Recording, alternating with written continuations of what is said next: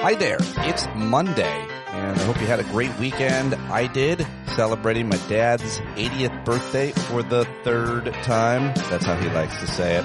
We had a great time with mom and dad in Syracuse, and they got to say goodbye to Julia, who's off to Amsterdam.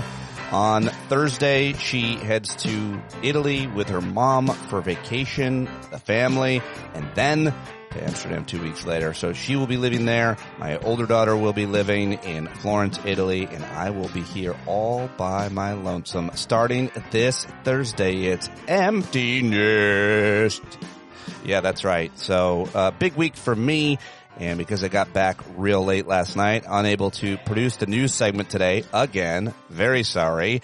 But also, big things are happening here at Stand Up because for the month of for the next month or so, next few weeks, 4 weeks or so, I'm going to hire some help, and maybe I'll be able to afford to keep her.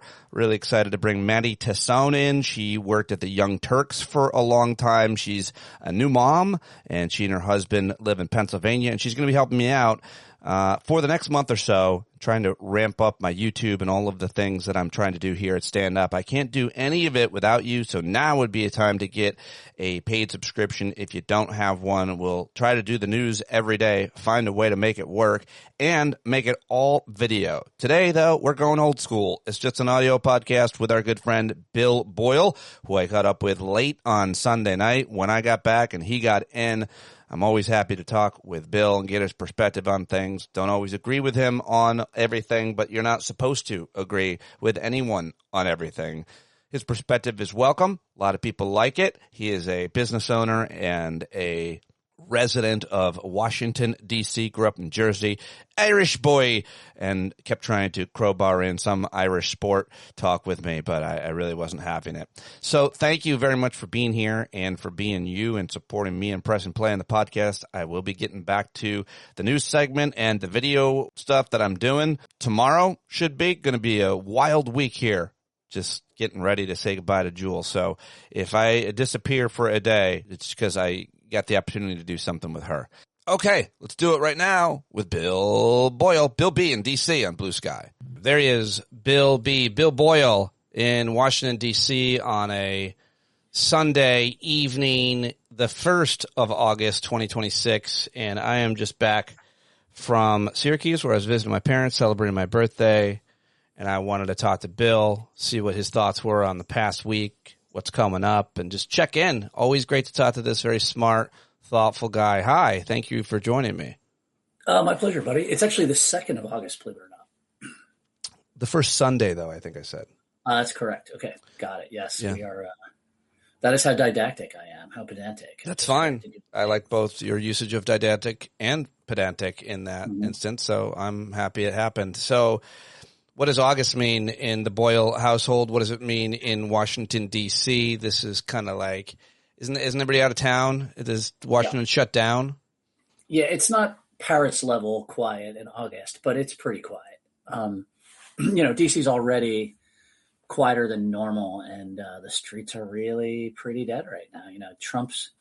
Trump has a deadening effect on a place, and you really feel it here, particularly this year. What do you mean in terms of tourism and people not wanting to come to D.C. because the National Guard is out patrolling the streets, or what? Sure. I mean, I went to get because everything is under construction. There's that, yeah, and everything's half-assed under construction. So there's lots of dead grass downtown. The mall's never looked worse. There's dead grass everywhere. There's piles of crap from things that were started, not finished. They're still cleaning up after the Great Fair of America or whatever the hell they called it. The reflecting pool is empty, no water in it, while that situation plays out. On the circle in between the Lincoln Memorial and Arlington, they're already starting to do work to build his Albert Speer-style triumphal arch out there that will completely fill the circle up and look absolutely ridiculous, and also ruin the view from the mall to Arlington Cemetery. Because only Donald Trump, would want to put himself between the nation's monuments and the nation's honored dead, because he is that much of a narcissist. Yeah, that's a really important point. I hate to imagine that that'll ever get fully built, but that would be one of the more disgusting things in terms of just the construction that he's undertaken. Look at this. Sure. This is from over the weekend. Trump blasts Jeanine Pirro after she refutes his claim that reflecting pool was damaged by vandals. You know about the story. People, if they're caught up, but apparently I vandalized it. So yeah, I know a lot about it. Pirro's office in a court filing Friday moved to drop criminal charges against a former Olympian named David Hearn, who had been accused of deliberately damaging the pool after it underwent renovation ahead of the two. This is a real embarrassment for them, and it's not the first one. This has happened a few times now that they've tried to bring charges against, a guy who threw a sandwich and several others, including high-profile people like James Comey, and they keep failing. And this is, I don't know, what do you want to say about it? This one in particular.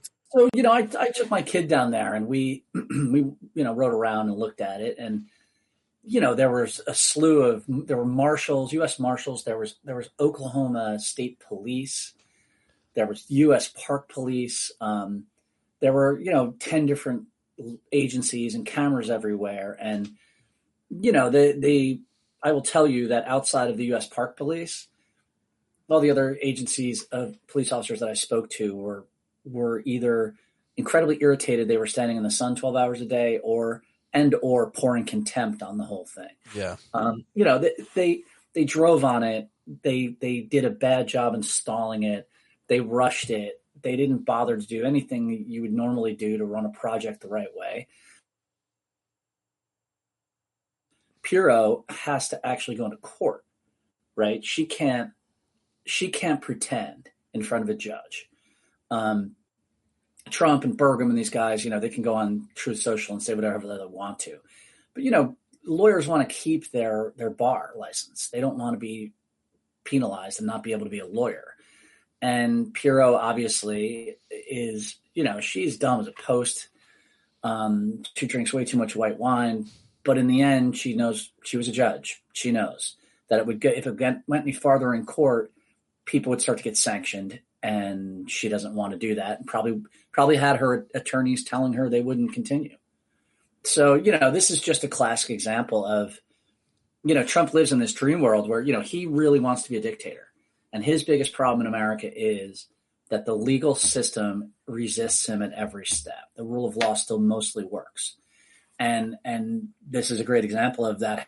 I lost you for a second. You there? I am here. You said this is a great example of that happening. The rule of law exists. This is a great example of that happening. Yeah, no, really, absolutely good points. I think I had a freeze here for a second. That's because I'm trying to look up stuff. I'm not plugged in the internet. I'm trying to look up a couple of other news articles because I also wanted to ask you, the news tonight is there a deal with Iran is imminent, according to Trump. And it's just every day a deal is imminent. And then the next day we're going to blow them to kingdom come. And nobody's even really giving it much attention, much respect, much credence. It's this kind of attrition of trust that shouldn't have had in the first place, I suppose. But what do you make of just this latest situation? I mean, the bottom line to me seems like Iran is the one holding the cards. They can withstand whatever they can throw at them. I'm hearing his generals are advising them not to do some of these more aggressive bombings. I don't know. Maybe they're out of targets. I don't know. I don't pay close attention. I think you pay a little closer attention. But what do you make of this latest? Well, you're right that people have sort of stopped, watching it or getting excited about it. And, all that's at stake is, America's position in the world and its ability to defend its interests. But other than that, it's not a big deal. What's going on right now is that Trump, by the way, he announced that we have the perimeters of a deal. That's how they wrote it, which not parameters. Not parameters. We don't do parameters. We actually draw a deal. We draw a line around. We're not those blowhard intellectuals who went to college and learned things. So, we have the perimeters of a deal. And of course, if you're Trump, you're like, perimeters has always meant that, right? I mean, So here's the problem, right? Threats matter if they're credible. They don't matter if they're not credible. In fact, if you make threats that are not credible, then they're worse than making no threats at all. And what's happening is that Trump keeps running up to the starting line of we're going to bomb you to kingdom come. And the Iranians go, okay, you've already bombed us to kingdom come. What are you going to do, nuke us? I mean, then America is Nazi Germany and a pariah for the rest of its history, right? So even Trump isn't going there. So Iran will just endure, which is a thing that Donald Trump doesn't understand that people can do. And Iran will take the beating because there's no beating that we can give out that's going to remove their ability to choke off the Strait of Hormuz and 20% of the world's oil. And we allowed them to demonstrate that by attacking them in the first place. If we hadn't attacked them in the first place, they would have wondered if it was possible, and they never would have tried it. But we attacked them. They were forced into a position where they had to say, the hell with it, let's try. And hey, it turns out they can. Now they are in a position to affect the world economy whenever they want to. Yeah. I think your friend Aaron David Miller pointed out that Iran, if they take the toll that they're talking about taking, will bring in $80 billion a year just from that. So Iran won't just be able to affect the world's economy. It will be able to take a premium for affecting the world's economy. I mean, if you wanted to make the shortest version of it, you could say because of Israel and America's, Trump's and Netanyahu's war in Iran, they got a new source of income, a new source of revenue, a toll. Look at it this way, more than $1 trillion over the next 10 years. I mean, think about that. More than $1 trillion. And by the way, you know whose money that is? That's every single person in the world who buys a gallon of gasoline. Yeah. Because it's a global market. People will say, oh, well, Americans don't use Iranian oil anyway. Sure, but that premium, that tariff will affect the prices for everybody. It's a global market. So Donald Trump just set up Americans to pay the Iranians part of that $80 billion a year and deeply hurt America's ability to push its hegemony, its foreign policy goals. The Saudis are already basically just trying to make their own deal on the side. The Kuwaitis and UAE and everybody else that is in the Persian Gulf is like in a bag, right? Like they're stuck in in a sack because there's only one way in, one way out. It's very narrow, and Iran can stop people. And Iran doesn't need it like everyone else does. Right. So it's an incredible mistake. It's an incredible disaster in foreign policy. And 30 years from now, we're going to be talking about Trump the way people talk about Neville Chamberlain. How so? Because Neville Chamberlain, it's the thing people don't know about him. It's interesting. You know, he was the guy before Churchill. He's the guy who did peace in our time with Hitler.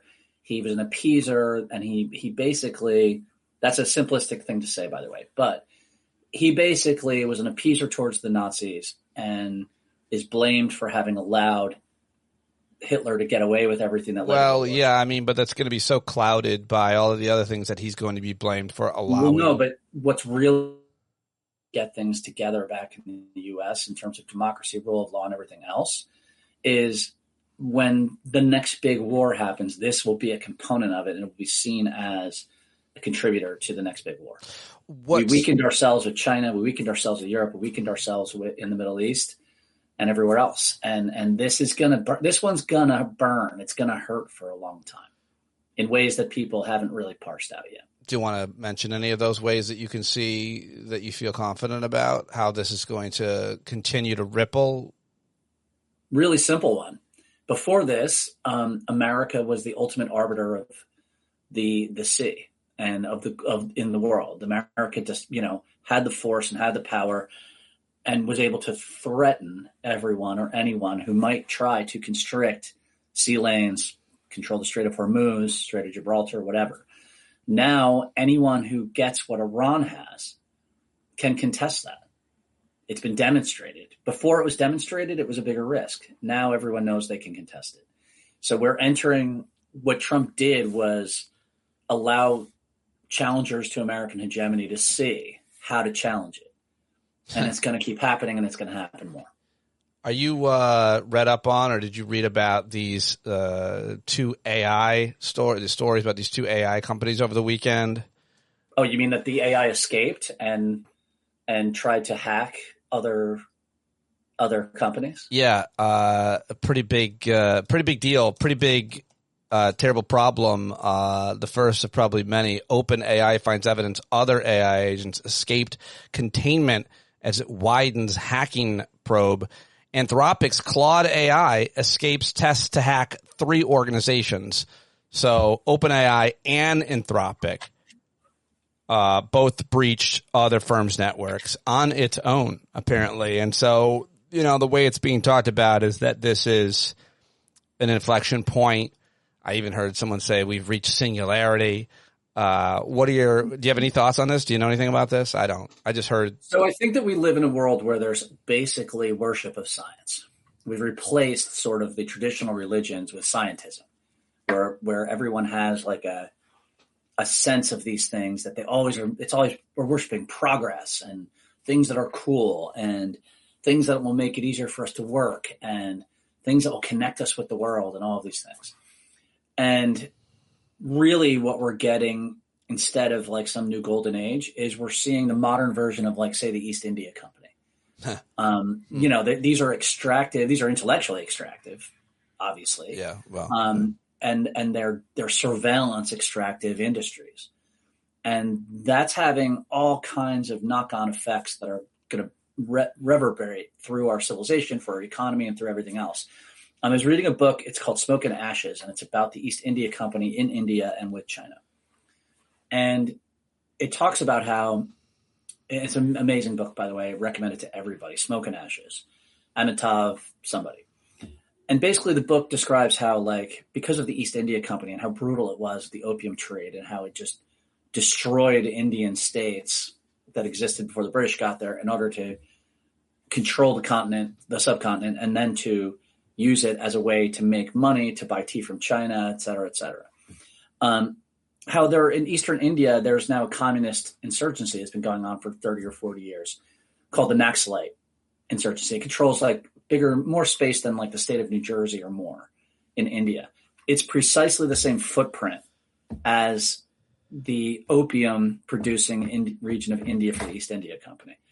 And my point is that when you have industries like these that are allowed to run amok and just take places over and take countries over and basically be given a free hand to do what they want to do, the negative impacts, like the Naxalite insurgency in India, will be around for 100 years. And we're going to see from AI, and by the way, like, I am not a alarmist about AI. In fact, I denigrate it. There is no singularity. AI is a large language model. It is not thinking. It is not conscious. It does some things incredibly well.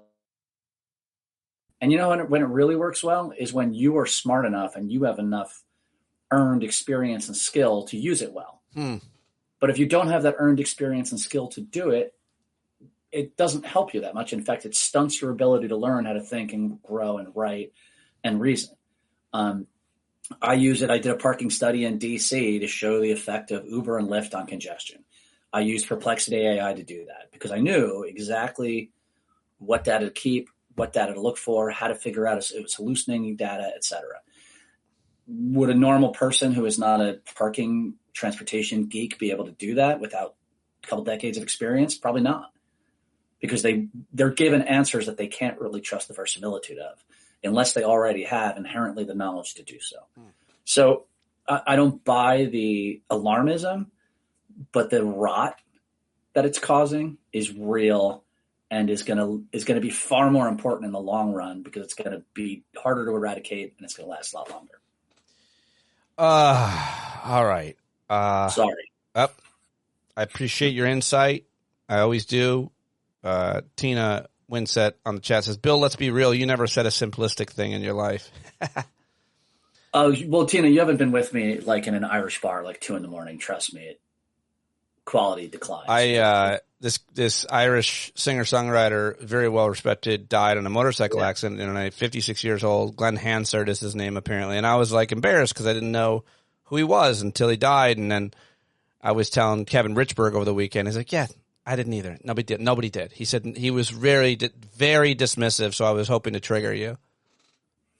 Well, he has no taste in music, so, that's Kevin. No problem. Although with a name like Kevin, you would think he would have some sense of the culture from which he derives. Wow. But Hansard was a really amazing guy. He was basically a street busker, a guy who he was in The Commitments, by the way, if you ever saw that movie. He's one of the guys in the band, and at the end of the movie, he's the only one that is still playing music sitting out in the street with his guitar. And it's amazing because the Commitments was what, 1995, 1991 that came out. And yet Hansard's career really did go there. After the Commitments, he went back out as a working musician, doing it on the street, and became this like institution of Irish culture, to the degree that, you know, he did the movie Once, if anyone's seen that. He wrote all the music with his co-star.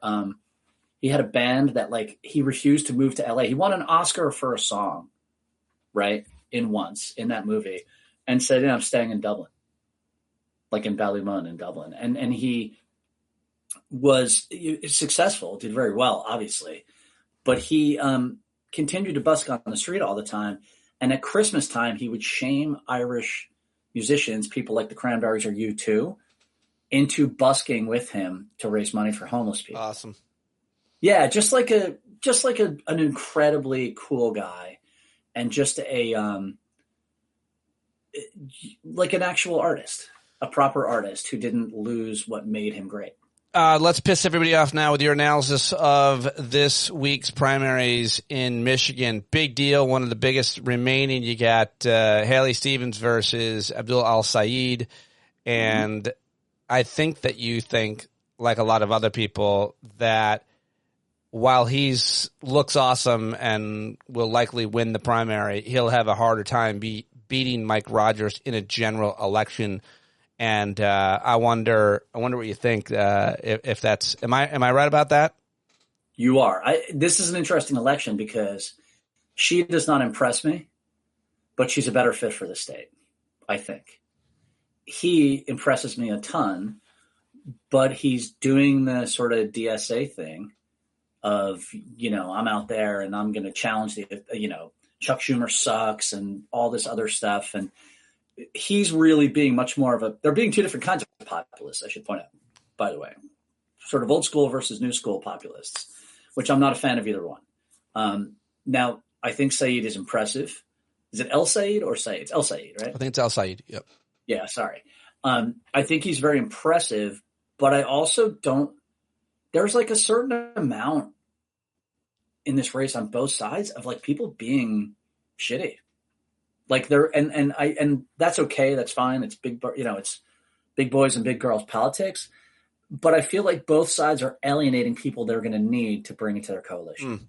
And I think that's crazy. Well, we'll find. I mean, we're putting the seat at risk for sure. What do you think of I'm open to the argument that Democrats have been too safe for too long. They need to, go with these candidates that are more progressive, that actually have solutions, government solutions to solve people's problems. I mean, you saw it across the country. What do you make of that criticism about the Democratic Party? Always so safe. I think that is exactly what people on the left love to tell themselves. I don't think it's actually true. Okay. I mean, Chuck Schumer keeps the Democratic coalition in the Senate together like nobody else ever has. Is that does that feel good? Does that make you wake up in the morning and go, yeah, Schumer, democracy? No, but that's politics. That's his job. His job is not to inspire you.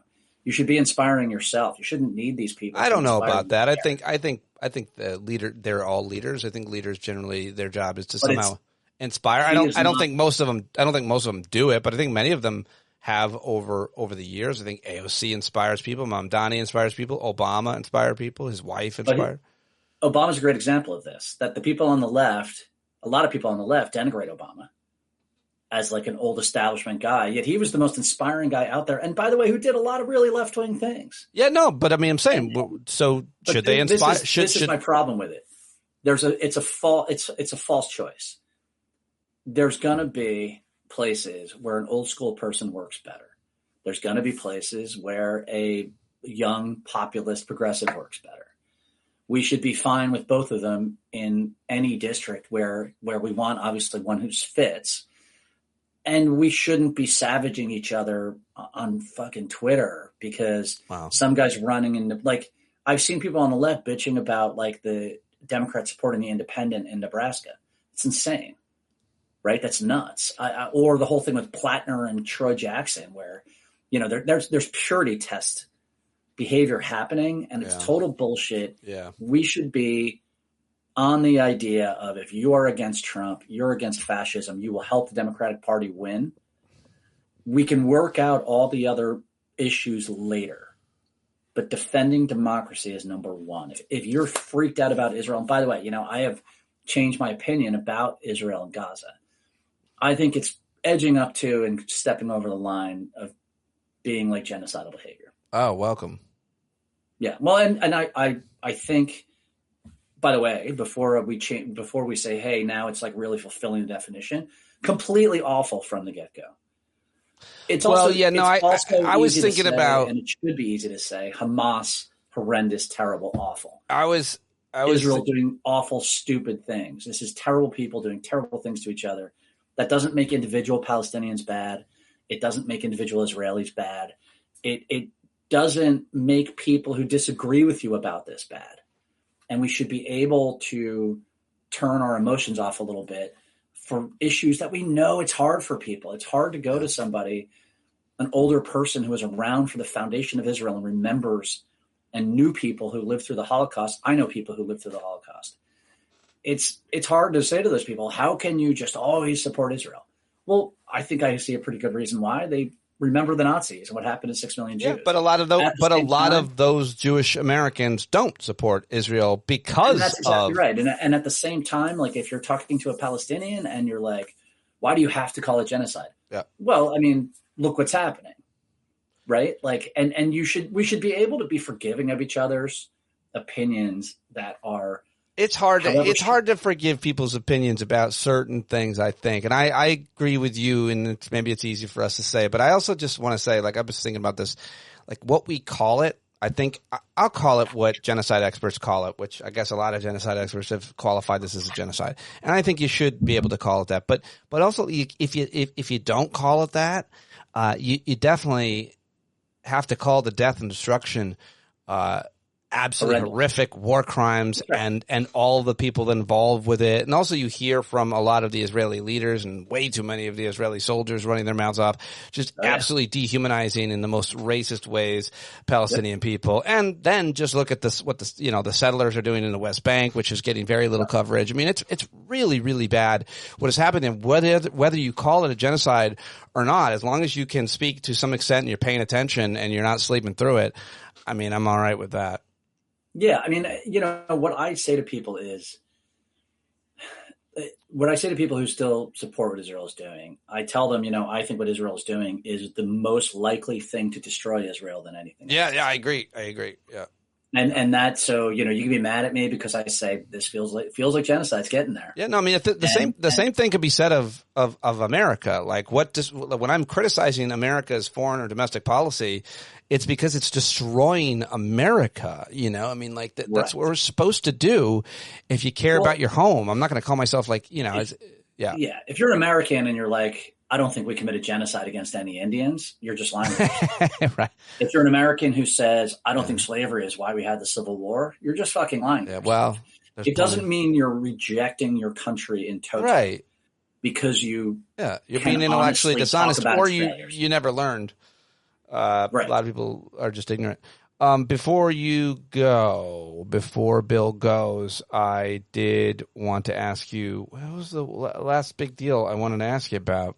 Well, so there's our friend Max Miller, my old buddy in Ohio, who. Why is he your old buddy? He's not my old buddy. I think he's a horrendous, gross, disgusting. Why you were sarcastic? Yeah, no. There's the All Ireland hurling final. No, but no, dude, so good. No, I think I want to ask you if you saw that RFK interview. I did not. Or if you had any thoughts about the Fauci testimony last week, or COVID, or anything like that. No, I don't watch RFK because that's just like he was on CNN today with all fair. Yeah, sure, you shouldn't. But man, I did because I had a 4-hour ride, so I would listen to all the Sunday shows on the way back. And I mean, like this one was really. I read the headlines and I was like, hyperbolic. Nah, man, he was such a dick. He was really, really on CNN. Yeah, he's with Dana Bash, who did a pretty good job. She did a pretty good job, but still, he's such an asshole. He always is, especially with women. But I don't know, maybe it's not especially with women. I feel like he's always that way, but I do feel like he's more aggressive and shitty to women, which would be consistent because like he's done terrible things to women, including his ex-wife.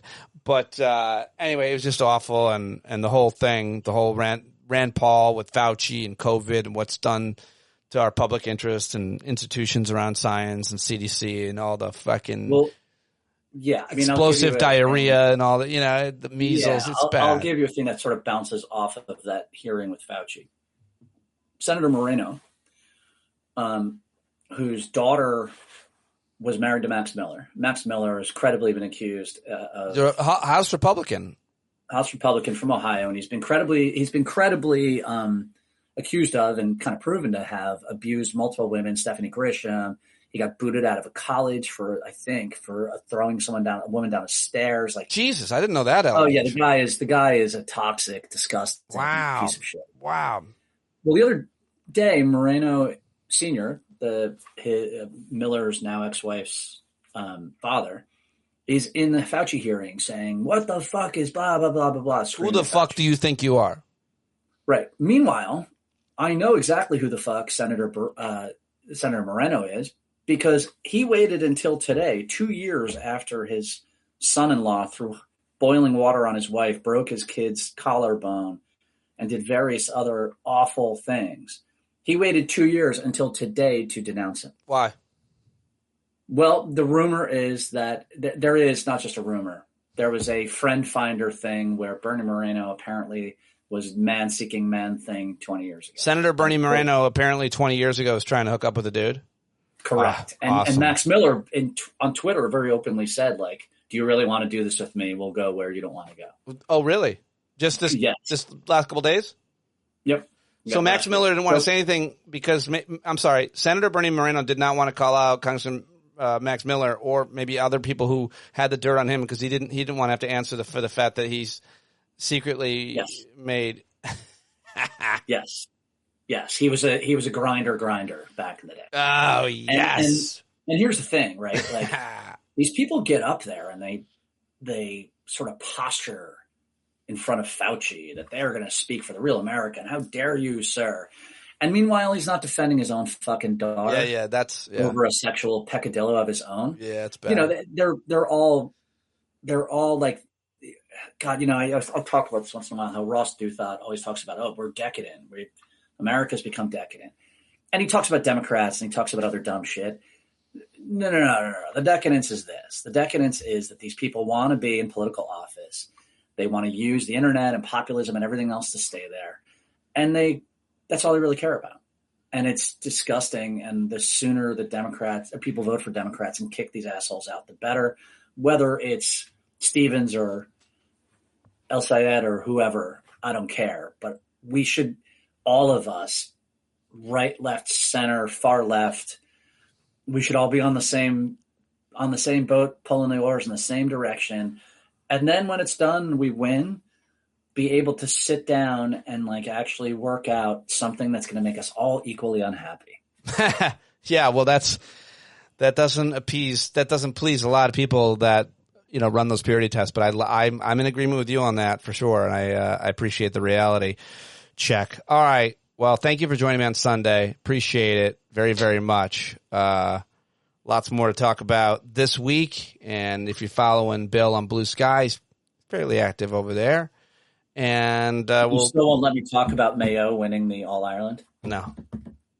Oh, come on. I don't even know the sport. I don't even know what you're talking about. Hurling? Curling? What is it? It's not hurling. It's Irish football, Gaelic football. Yeah, I know. Mayo, don't even county, know. Don't know what it is. Don't care. So it's amateur sport. You can't play for your county team unless you were born in the county and live there. Nobody gets paid. Oh, it's the greatest sport ever. Yeah. All right. Well, and Mayo last won 75 years ago, mm-hmm. and in the intervening 75 years, they have lost in the championship 11 times, and they won last week. And I'm telling you, everybody, go and look up the call in the stadium. 70,000 people weeping and sobbing and losing their Irish fucking mind. Now that started to make me interested right there at the end. But for the 30 seconds before that, I was thinking about what I was going to eat. Well, it's good. But I kind of saw you. You kind of clicked back in. I did. Well, when you talked about a bunch of people unifying over something, that gets me. I usually get interested. With me, you know that I'm checking out when I start reading. Send me a link. Yeah. I'll go watch it. I'll send you a link, brother. Bill B in DC. Thank you was what I was trying to say. I got cut off. And I did go watch that link, and it was exciting. He wasn't lying. It wasn't like an amateur. They don't even get paid. And there's an arena full of people. It was pretty cool. All right, folks. Well, thank you very much for being here and for being you and for supporting me. Sorry there was no news segment today, but a lot going on here at headquarters, and we'll get back to it tomorrow. Cannot do it without you and your support, so I'm super grateful. Look for more stuff today and throughout the week, and let me know what I can do better, more efficiently, more smartly, intelligently. You guys are the best. I'll talk to you later. Bye-bye. Tyrants taunt you and the sirens teach you, better stand up, stand up. Let the brave meet the challenge, let the weak flee. Boy, you better stand up, stand up. When you're tired of begging, saying pretty please, that's the time you gotta finally get up off of your knees. When you can't see the forest for the burning trees, you got to stand up. Hey, you've been sitting so long, you got the creaky knees, you got to stand up, stand up. I think you're driving wheels with leaking grease. Boy, you better stand up, stand up. Well, there's a whole lot more of us who know what's right. They'll keep right on ignoring us if we keep things right. You got to open up the window to let in some light. You got to stand up. That's right. We got to rise up. You got to stand up. You got to stare the devil straight in the eye. We got to let him know it's his turn to go. See it clear when all you hear is a lie. So get up off of your butt, get down off of your fence. Even if it ain't a very friendly audience, well, they'll begin to listen when you start making sense. And you stand up, stand up. No need to point your rifle to defend your town. Just stand up, stand up. You know they can't deny you what you're laying down. Oh, you better stand up, stand up. Show your face of every color, yellow, black, red, and brown. She's the place where every lost child will finally be found. There's only one thing to do before we stand our ground, and that's stand up, stand up. Well, the founding fathers saw a land for all. They had to stand up, they had to stand up. They had a keen imagination for a crystal ball, drawing all the plans of stand up. But all they had to go on was the time they were in, with other causes for laws, and since they weren't even sin, they knew that change was gonna come before the change would begin. They had to stand up. All right, they had to stand up. We got to stand up. We got to look the devil square in the eye. We gotta let him know it's his time to go, and make it clear when all we hear is a lie. Why you lying awake wondering where the money all went? It'll be the cost of freedom that'll go unspent. You can see him flee the scene of that experiment if you stand up.